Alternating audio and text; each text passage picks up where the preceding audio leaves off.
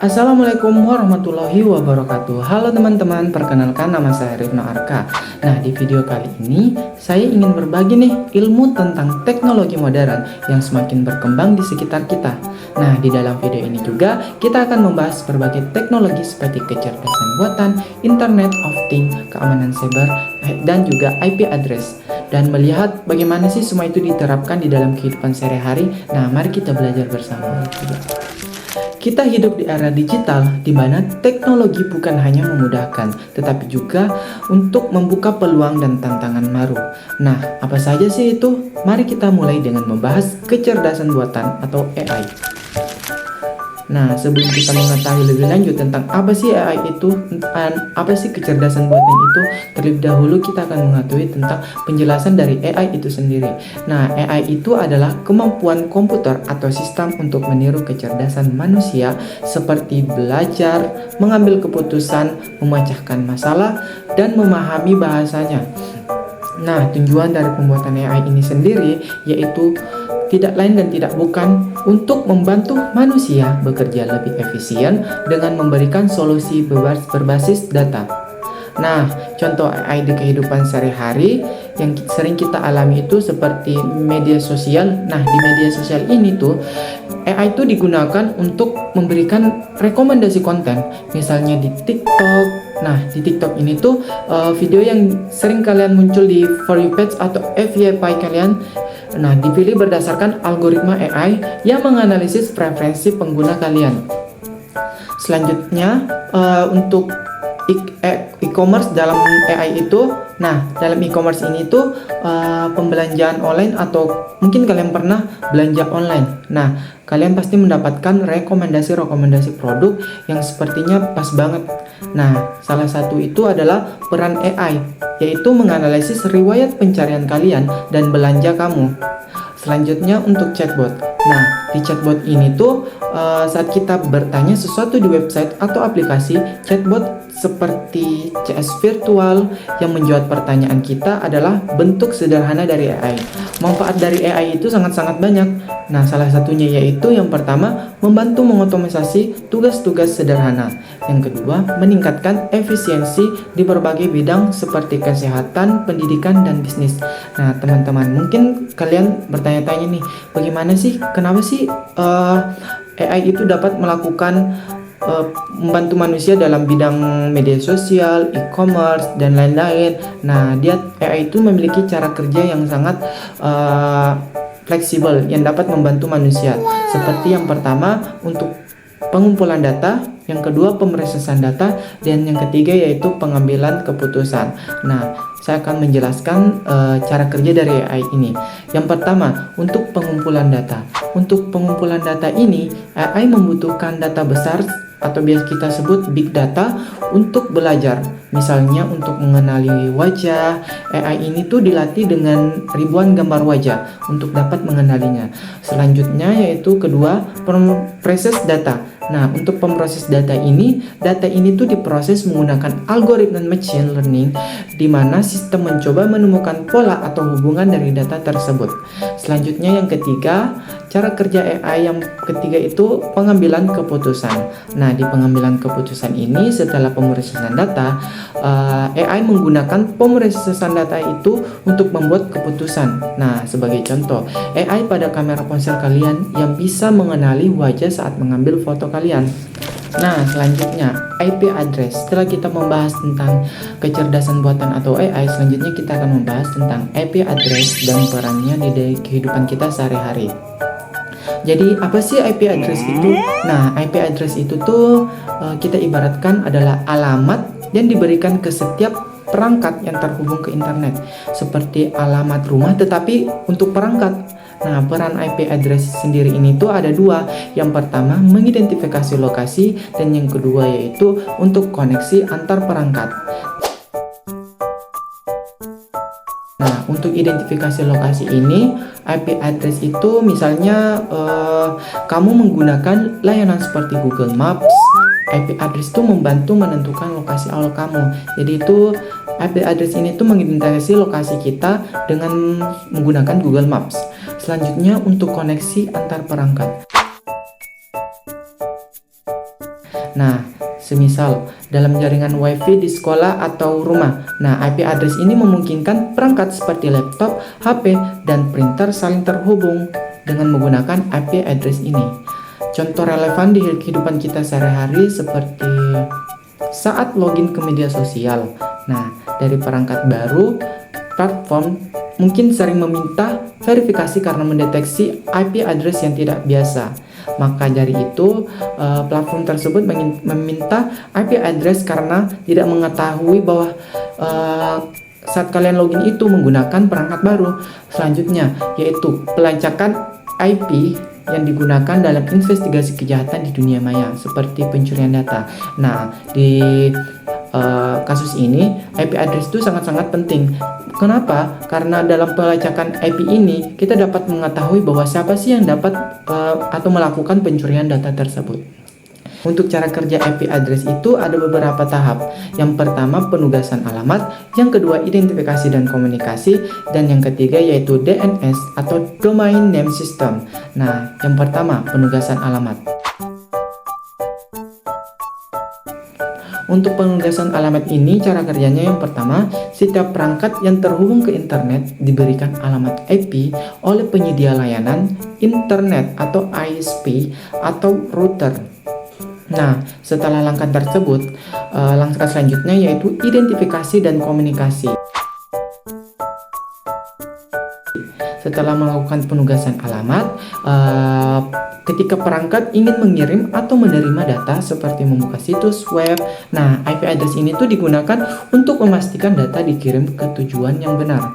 Selanjutnya DNS atau Domain Name System. Nah, di Domain Name System ini, ketika kamu mengetikkan nama situs web, misalnya www.google.com, nah di DNS ini mengubah nama itu menjadi alamat IP sehingga komputer dapat mengakses server seperti itu tersebut. Nah, itu dia tadi cara kerja dari IP address. Selanjutnya kita lanjut ke tahap Internet of Things atau IoT dan contohnya di dalam kehidupan kita sehari-hari.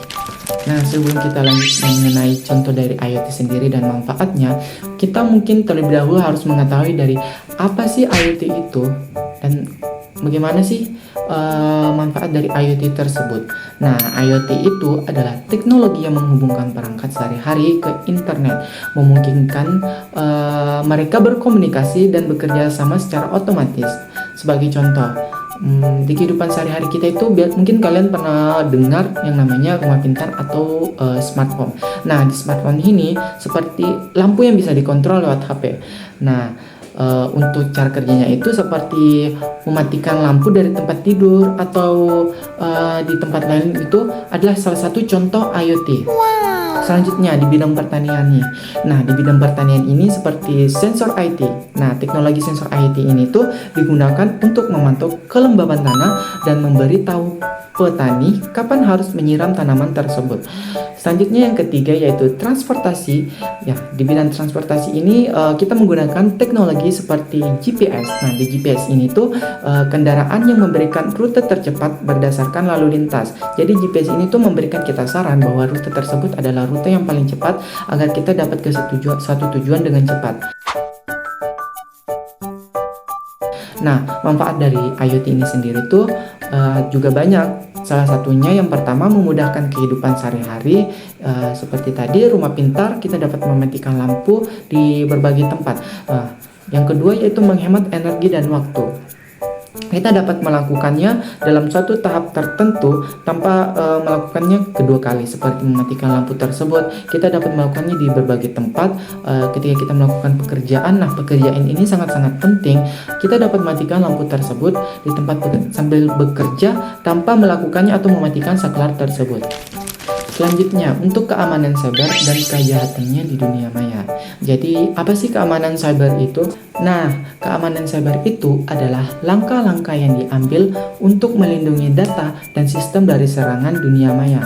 Nah, untuk penggunaan keamanan cyber ini tuh penggunaannya sangat penting karena ketika terjadi kejahatan di suatu dunia maya, kita dapat menggunakan keamanan cyber ini atau langkah-langkah yang kita dapat lakukan agar serangan dunia maya atau seseorang yang meretas data kita itu dapat kita ketahui. Nah, jenis kejahatan dan di dunia maya ini tuh ada beberapa. Yang salah satunya yaitu yang pertama phishing, ransomware, dan hacking. Untuk phishing, nah phishing ini tuh seperti email palsu yang mencoba mencuri informasi pribadi kita seperti password atau data bank kita agar mereka dapat mengaksesnya sehingga dapat mencuri data-data kita. Selanjutnya yaitu ransomware. Nah, untuk kejahatan dunia maya bersifat ransomware ini cara kerjanya itu seperti serangan yang mengunci data kamu. Nah, selanjutnya dan meminta uang tebusan untuk membukanya. Biasa kita sebut mungkin penipu online. Selanjutnya yaitu hacking. Nah, untuk hacking ini sendiri itu akses ilegal ke sistem komputer yang meretas komputer kita. Nah, contoh relevannya seperti kasus pencurian data. Nah, untuk kasus pencurian data ini yang menimpa beberapa e-commerce besar di Indonesia. Selanjutnya penipuan online. Nah, yang saya sebutkan tadi yaitu ransomware. Nah, penipuan online ini tuh dapat dilakukan beberapa hal. Salah satunya itu melalui link. Nah, link palsu ini yang sering menyebar di WhatsApp atau Instagram. Makanya kalau kalian mendapatkan suatu link atau yang mencurigakan itu, kalian tidak perlu memencetnya karena mungkin saja mereka dapat meretas data-data kalian. Nah, tips untuk keamanan data kalian agar tidak dapat diretas itu yang pertama, gunakan password yang kuat. Nah, dengan penggunaan password yang kuat ini, mungkin data kalian itu sulit untuk diretas sehingga yang peretas tidak dapat mengakses data kalian. Yang kedua, aktifkan autentikasi 2 faktor. Dengan autentikasi 2 faktor ini, seseorang atau yang dapat mengakses data kalian itu kesulitan dalam melakukan autentikasi karena mempunyai langkah-langkah yang sangat rumit. Yang ketiga yaitu jangan klik link mencurigakan. Nah, ini nih yang sering terjadi di kalangan kita. Banyak yang mengklik link sehingga data mereka diretas. Jadi kalian ketika ada link yang mencurigakan terkirim di WA kalian atau Instagram kalian, maka jangan sekali-kali untuk mengklik link tersebut. Nah, selanjutnya pemanfaatan 5 teknologi informasi di berbagai bidang. Yang pertama, saya akan menjelaskan di bidang kesehatan. Untuk di bidang kesehatan ini seperti telemedicine. Nah, di telemedicine ini layanan konsultasi dokter online melalui aplikasi seperti Halodoc. Nah, memungkinkan pasien itu dapat berkonsultasi tanpa harus datang ke klinik.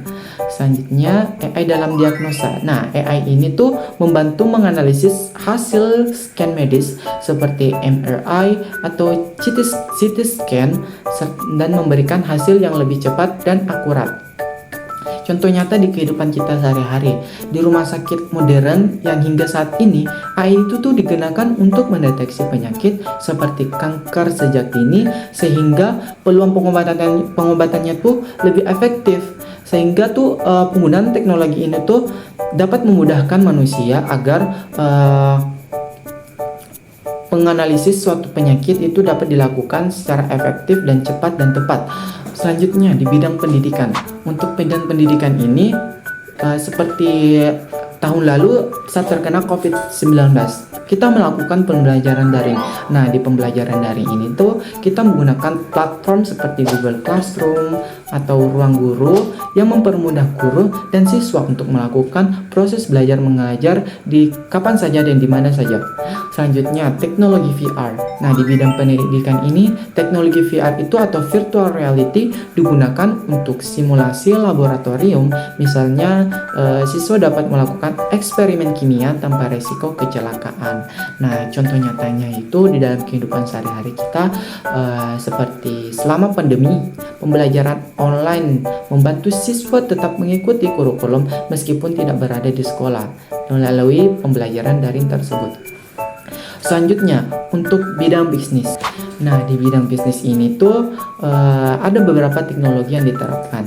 Yang pertama, untuk pada manajemen gudang dengan IoT. Nah, manajemen gudang dengan IoT ini tuh menggunakan sensor IoT untuk memantau stok barang secara otomatis sehingga mengurangi resiko kesalahan yang dibuat oleh manusia. Selanjutnya, AI dalam pemasaran. Nah, pentingnya AI ini dalam pemasaran ini tuh membantu memprediksi tren pasar sehingga perusahaan dapat menyusun strategi yang lebih efektif. Contoh nyatanya di dalam kehidupan kita sehari-hari, marketplace seperti Tokopedia menggunakan AI untuk merekomendasi produk yang sesuai dengan minat pengguna. Selanjutnya di bidang pemerintahan. Nah, di bidang pemerintahan ini seperti e-government, di e-government ini layanan seperti perpanjangan SIM atau pembayaran pajak kini bisa dilakukan secara online tanpa dilakukan atau mendatangi tempat tersebut sehingga dapat menghemat waktu masyarakat. Nah, selanjutnya di big data untuk pemerintahan. Data yang dikumpulkan dari berbagai sumber digunakan untuk merancang kebijakan publik yang lebih tepat sasaran menggunakan big data tersebut. Nah, contoh nyatanya di dalam kehidupan sehari-hari, sistem online untuk pendaftaran BPJS. Nah, kita menggunakan big data ini agar kita dapat mengetahui sistem online untuk pendaftaran BPJS tersebut, sehingga masyarakat yang ingin mendaftar BPJS ini atau pemerintah yang ingin mengolah datanya dapat menggunakan big data tersebut dalam pendaftaran BPJS. Selanjutnya di bidang keamanan. Nah, di bidang keamanan ini dapat menggunakan AI dalam pengawasannya. Nah, seperti kamera pengawas cerdas. Nah, di kamera pengawas cerdas ini tuh dapat mendeteksi gerakan mencurigakan di area publik sehingga dapat membantu untuk mencegah terjadinya kejahatan di sekitar masyarakat. Selanjutnya, biometrik. Nah, teknologi untuk biometrik tersebut seperti pengenalan wajah dan sidik jari. Nah, dua hal ini itu untuk mengakses keamanan ke gedung atau perangkat-perangkat. Nah, selanjutnya contoh nyata yang kita dapat lihat sehari-hari itu seperti sistem keamanan di bandara. Nah, di sistem keamanan bandara ini tuh keamanannya itu menggunakan AI untuk memindai ancaman dalam waktu yang nyata. Nah, teman-teman, setelah pembahasan mengenai kecerdasan buatan, IoT, keamanan cyber, IP address, dan bagaimana teknologi informasi dimanfaatkan di berbagai bidang, semua ini tuh menunjukkan betapa pentingnya teknologi di dalam kehidupan kita. Nah, saya berharap materi ini bermanfaat untuk memberikan wawasan baru bagi kita semua. Teknologi terus berkembang dan penting bagi kita untuk memahaminya dengan baik. Mungkin cukup sekian dari penjelasan saya. Apabila ada salah tutur kata dalam pengucapan, mohon dimaafkan. Terima kasih sudah menyimak dan sampai jumpa di pembahasan berikutnya. Wassalamualaikum warahmatullahi wabarakatuh.